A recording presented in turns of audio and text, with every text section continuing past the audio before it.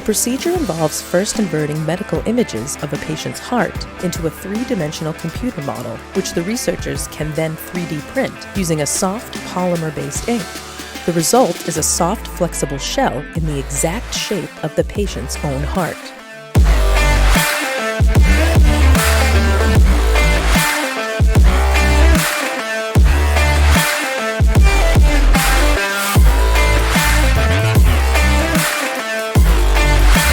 This new system, developed at MIT, would allow doctors to first print a patient's heart and aorta, then implant a variety of valves into the printed model to see which design results in the best function and fit for that particular patient.